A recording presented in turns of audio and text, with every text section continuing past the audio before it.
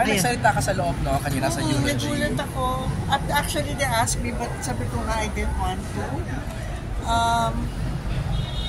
Ayun. Anong mga nasabi mo doon? Sabi ko nga, di ba, as a young actor before, or somebody who loves films, mahilig na ako, pinapanood ko na sila. Yun nga, pinapanood namin. Yung black and white talaga, yung afternoon. Yun, pinapanood ko yung Manang Biday, lahat napanood ko yan.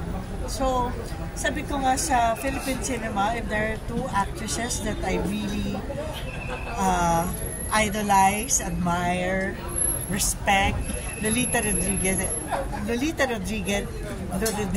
and Miss Gloria Romero. Well, dun sa talagang, di ba, yung mga icons and legends. So, yun yung mga idol ko talaga. Plus the fact that I had I was honored, di ba? It's an honor to be able to be given the chance to work with Tita Glo. Right. I did, Tanging Yaman with her and numerous teleseries. Pero si Tita Glo kasi, sabi ko nga, na-idolize mo, the beauty inside out. But if you get to meet her as a person, yun yung niya yun yung parang gift niya. Yung gift niya, or the privilege of you knowing her. It's her beauty inside. So, napaka-assuming na tao with all her, diba, accolades and napaka-kind, hindi marunong magalit, gano'n. And then, gandang kaluluwa. Right. Yung Tanging Yaman was really exceptional because it reintroduced her to the new generation at the turn of the millennium. Yes. Diba? So, do you remember any funny anecdote, unforgettable in the set? Hindi, kinukwento ko nga, si Tita Glo hindi nagagaling yan. Okay. Doesn't mince any bad words. Tama si Tita Nova.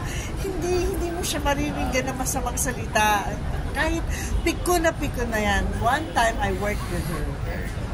So, syempre, kahit na sinong, di ba, when you're maturing, syempre yung working wee hours in the morning, wala namang matibay dyan, yung ganyan. So, ando doon. Pero hindi ito sa Tanging Yaman. Okay.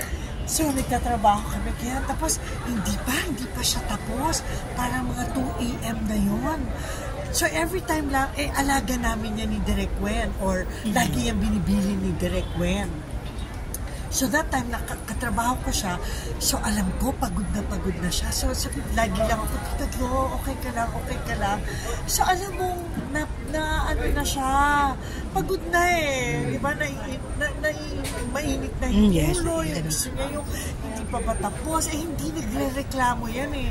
Pumasok ng kwarto. Sabi niya lang talaga, puto. Sabi ko, ay naku, Tita Glo, galit ka na. Ganun lang siya magalit. Pero galit na siya.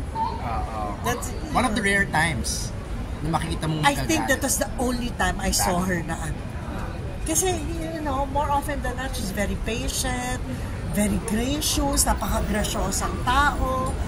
Yun talaga. But, the words of wisdom, the inspiration, sabi ko nga, sa generation namin, our generation of actors was so honored to be able to work with her and meet her.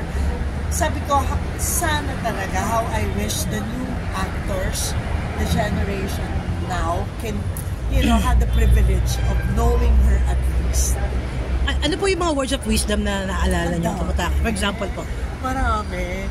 She's very honest. Marami. Siyempre, at this moment, hindi ko maalam. Pero madami. Tapos pag nagkukwento na yan, yung LVN days nila, how professional they were.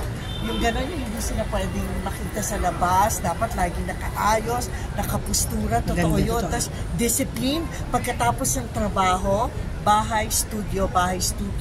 Hindi katulad, di ba ngayon? Ngayon, pag nagtatrabaho, noon, very disciplined. Napakahigpit nila Dr. Perez. Right. Okay. Maraming salamat po. Thank you so much.